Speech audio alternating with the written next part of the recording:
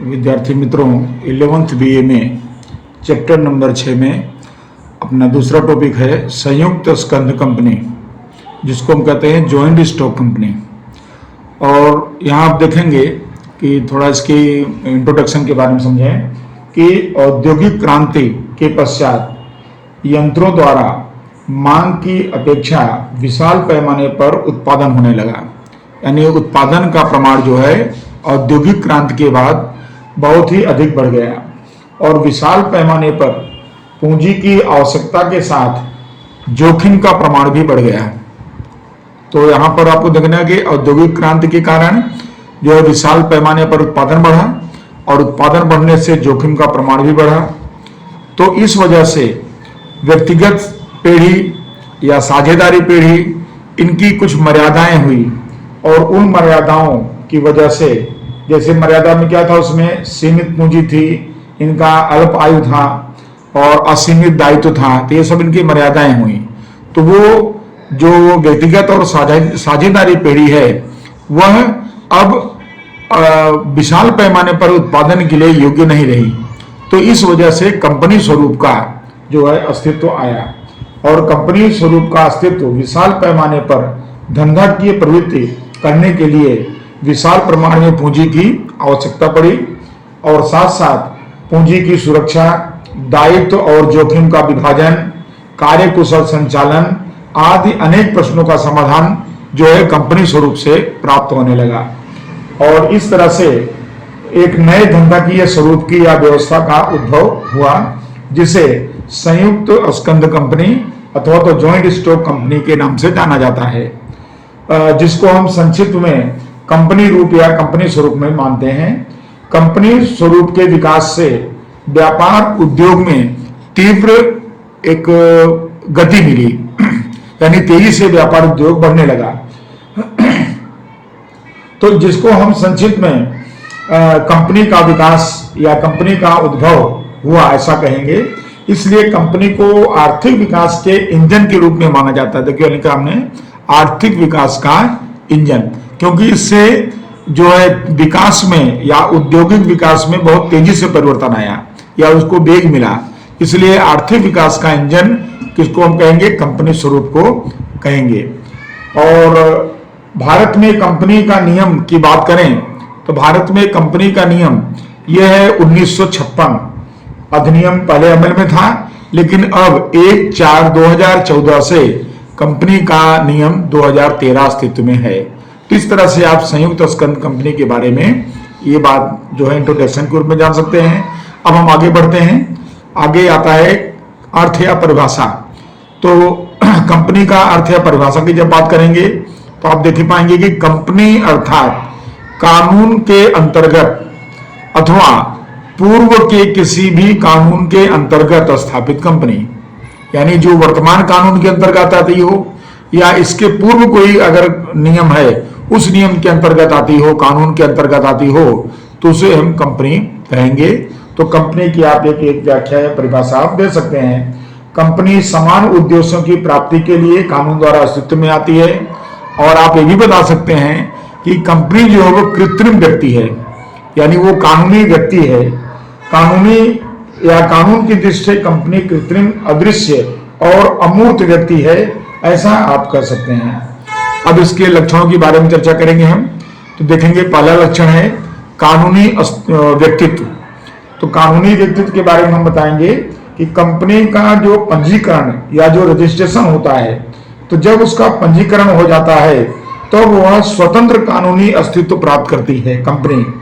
और कंपनी अपने नाम से कोर्ट में दावा प्रस्तुत कर सकती है, उसका जो भी काम नाम हो उसके अंदर, जैसे मारुति लिमिटेड कंपनी, ऐसा कुछ भी नाम, टाटा कंपनी लिमिटेड, ऐसा कोई भी उसका जो नाम मिल जाएगा उस नाम से वो व्यक्तित्व प्राप्त करेगी और कोर्ट में दावा कर सकती है, किसी के साथ करार कर सकती है, अनुबंध माने करार कर सकती है और कंपनी के सामने कानूनी कार्रवाई भी हो सकती है, क्योंकि वो व्यक्ति की तरह उसके साथ व्यवहार हो सकता है, क्योंकि वो कानूनी व्यक्ति के रूप में मानी जाती है। दूसरा स्टेप आता है, दूसरा पॉइंट आता है लक्षण का अस्थायी अस्तित्व। अब यहां बताएंगे कि कानून से कंपनी को अलग अस्तित्व प्राप्त होता है, इसलिए वो अलग रूप से एक कानूनी व्यक्ति के रूप में जानी जाती है। कंपनी का अपने सदस्यों से अलग अस्तित्व होने के कारण कोई सदस्य की मृत्यु हो जाए, कोई सदस्य दिवालिया हो जाए या ऐसे अन्य कोई कारण हो तो कंपनी के अस्तित्व पर कोई प्रभाव नहीं पड़ता है।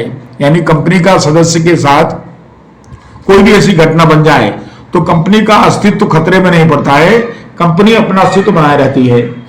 और इस तरह से अगर कभी ऐसा हुआ कि कंपनी का समापन कर दिया जाए, कंपनी का हिसाब चुकता कर दिया जाए, तो ऐसी अवस्था में कंपनी का अंत आता है। लेकिन अगर कंपनी का अंतिम हिसाब न किया जाए या कंपनी का हिसाब चुकता न किया जाए तो कंपनी का अस्तित्व बना रहता है, भले किसी भी सदस्य का मृत्यु, दिवालियापन इत्यादि हो जाए उसके बावजूद भी। तो इसका अस्तित्व कैसा होता है? अस्थायी अस्तित्व होता है, ऐसा आप कह सकते हैं। तीसरा लक्षण बताएंगे कि पूंजी का छोटे हिस्सों में विभाजन। कंपनी में बड़े पैमाने पर पूंजी चाहिए।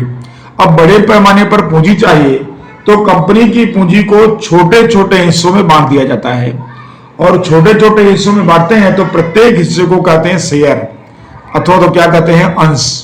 तो इस तरह से जो आपसे पूछा जाए कि शेयर किसे कहते हैं, तो कंपनी के पूंजी के छोटे छोटे हिस्से को क्या कहेंगे? हम शेयर कहेंगे अथवा तो अंश कहेंगे।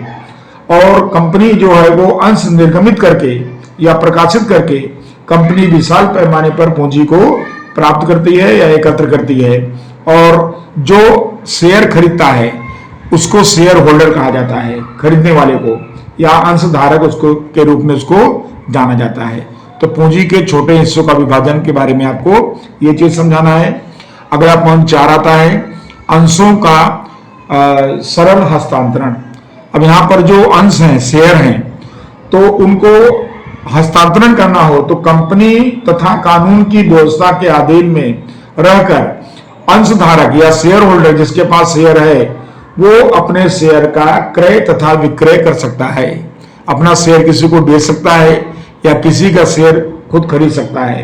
तो इस तरह से शेयर का हस्तांतरण जो है वो बहुत ही आसान है और ये कंपनी का महत्वपूर्ण लक्षण भी है। उसके बाद आता है सर्वमुद्रा।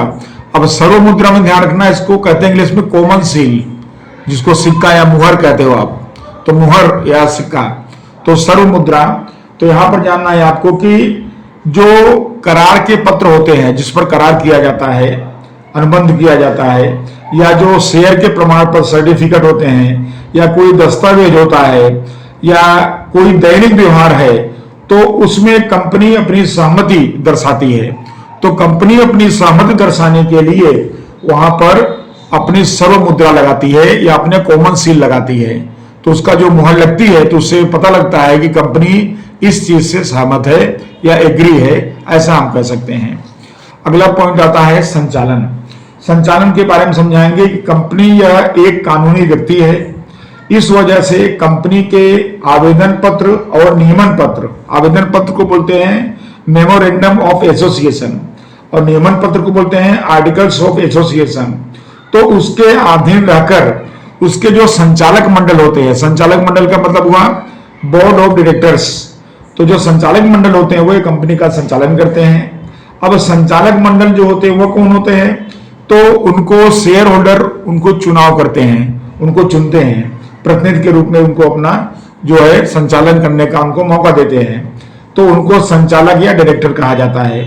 संचालकों के समूह को संचालक मंडल के रूप में माना जाता है, जिसको हम कहते हैं बोर्ड ऑफ डायरेक्टर्स कहते हैं, जो कंपनी का संचालन करते हैं। तो इस तरह से कंपनी में मालिकी तथा संचालन दोनों अलग अलग हैं। मालिक कौन है? Share holder.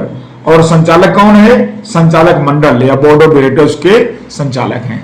तो संचालन के बारे में आप इतनी बातें आप उसमें समझाएंगे।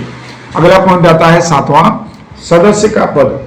अब सदस्य का पद में आप समझें कि कंपनी में संचालन और मालिकी दोनों अलग है, इसके बावजूद कंपनी को अलग कानूनी व्यक्तित्व मिलने की वजह से कोई भी सदस्य कंपनी की तरफ से कोई भी करार नहीं कर सकता है। अगर कोई सदस्य चाहे कंपनी का कि मैं कंपनी की तरफ से कुछ कार्य करूं या कोई करार करूं किसी से, वो नहीं कर सकता है।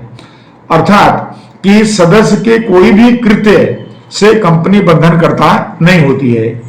तो परंतु सदस्य कंपनी के साथ करार कर सकता है, लेकिन कंपनी के बाहर वो करार नहीं कर सकता है। तो सदस्य पद पे आपको ये चीज ध्यान रखना है।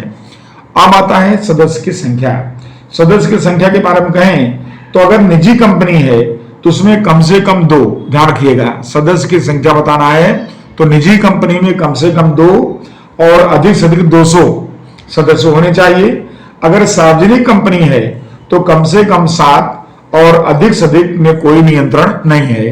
तो दोनों बताना आपको कि निजी कंपनी में कम से कम 2, अधिक से अधिक 200 और सार्वजनिक कंपनी में कम से कम 7 और अधिक से अधिक सदस्यों पर कोई नियंत्रण नहीं है, कितने भी हो सकते हैं। फिर अगला पॉइंट है 9, लक्षण है 9वां नंबर, सदस्यों का दायित्व। अब सदस्यों के दायित्व के बारे में बताएंगे कि सदस्यों का दायित्व सीमित भी होता है और असीमित भी होता है, दोनों तरह से बात करेंगे आप। जैसे अगर शेयर से या अंश से सीमित दायित्व वाली कंपनी है तो उसके सदस्यों का दायित्व उनके पास जितना शेयर है उतनी रकम के शेयर जो भी है तो वहां तक उनका दायित्व सीमित रहता है। और वास्तव में असीमित दायित्व वाली कंपनी बहुत कम देखने को मिलती है, ऐसा आप बता सकते हैं। सदस्यों का दायित्व सीमित या असीमित है, इसे कंपनी के आवेदन पत्र में बताया जाता है। तो कंपनी का आवेदन पत्र आप देखेंगे तो आपको पता चल जाएगा कि इसका दायित्व सीमित है कि असीमित है। तो आपको ये समझना है कि कंपनी के पास जो शेयर है तो जो शेयर होल्डर के पास जितने प्रमाण में शेयर है उतनी रकम के लिए उसका दायित्व सीमित रहता है। और उसके बाद आता है मूलभूत अधिकार। इसमें आप बताएंगे कि कानून से कंपनी को अलग कानूनी अस्तित्व प्राप्त होता है, परंतु कंपनी देश की नागरिक नहीं है, ध्यान रखिएगा। व्यक्ति तो है लेकिन कैसी व्यक्ति है, वो कानूनी व्यक्ति है।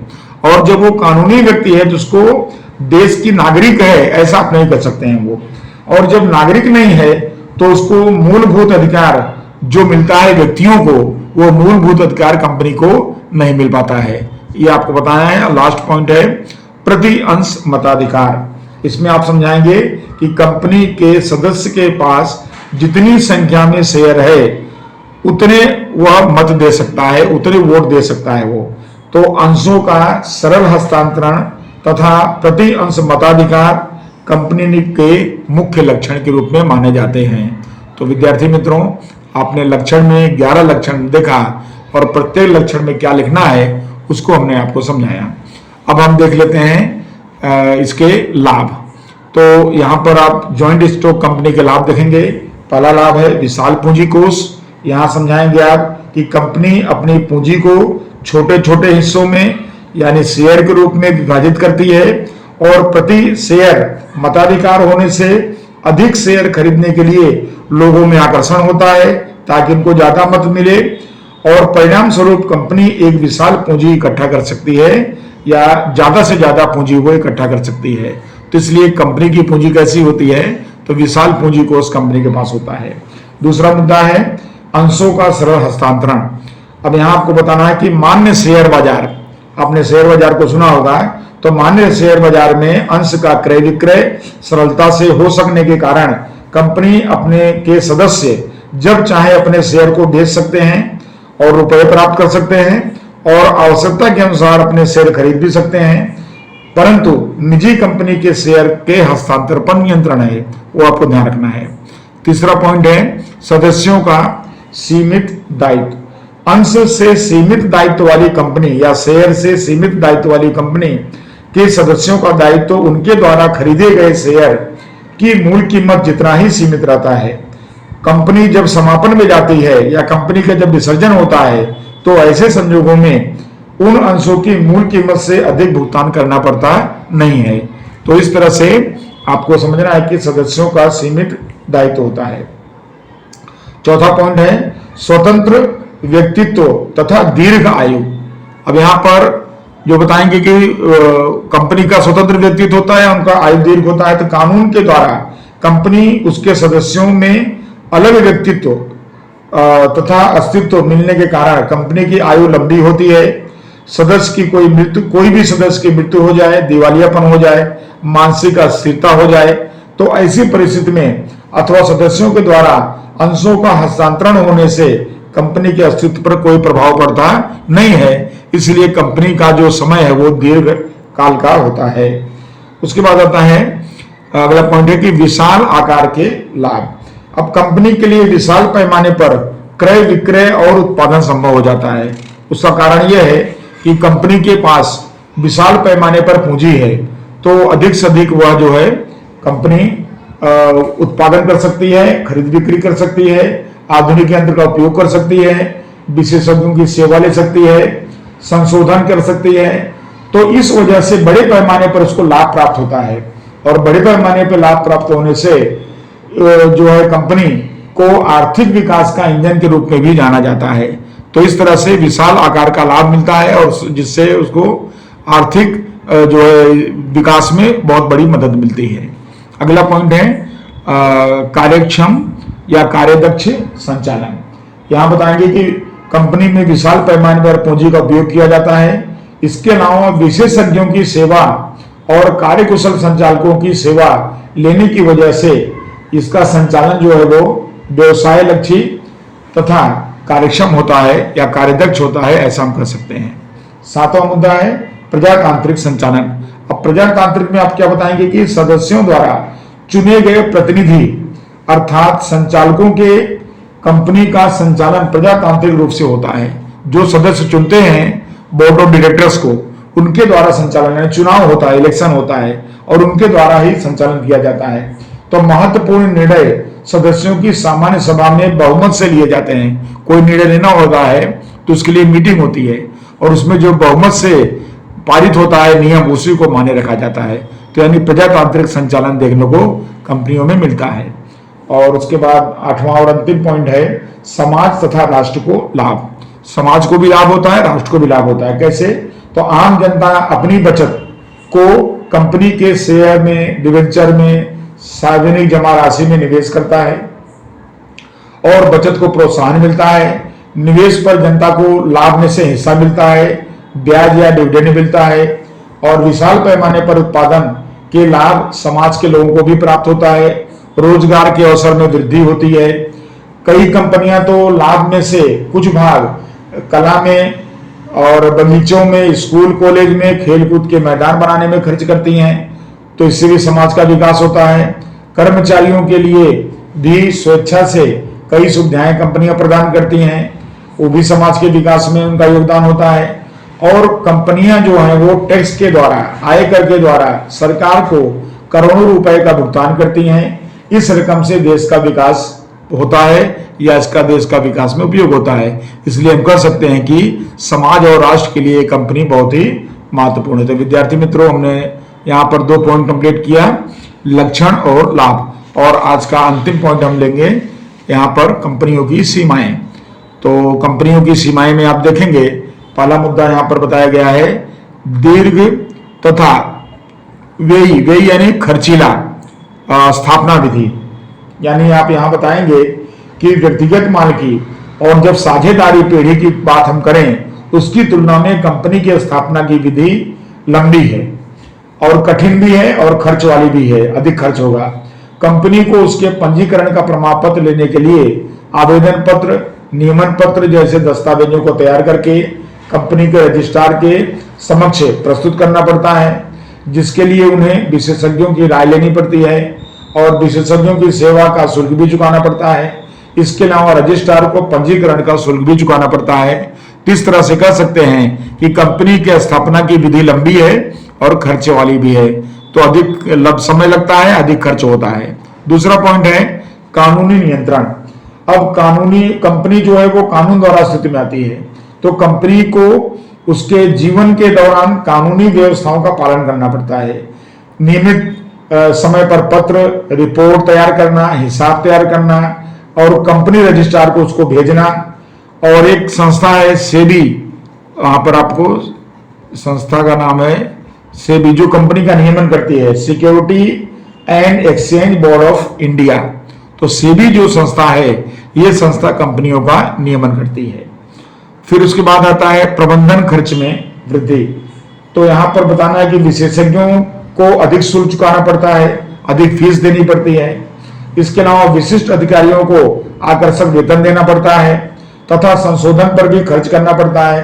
तो इस तरह से हम कह सकते हैं कि कंपनी के प्रबंधन में बड़े पैमाने पर खर्च करना पड़ता है। अगला पॉइंट है तानाशाही प्रबंधन। कानून द्वारा सदस्यों को कई अधिकार दिए जाते हैं, इसके बावजूद वो कंपनी में केवल नाम मात्र के सत्ता के होते हैं, यानी उनकी सत्ता तो मिल जाती है लेकिन वो सत्ता नाम मात्र की होती है। प्रति अंश मताधिकार होने से के कारण कई व्यक्ति गुट बना करके या ग्रुप बनाकर संचालन में को अपने बस में कर लेते हैं और अपनी इच्छाओं को अमल करा देते हैं या अपनी इच्छाओं के अनुसार अमल होने देते हैं।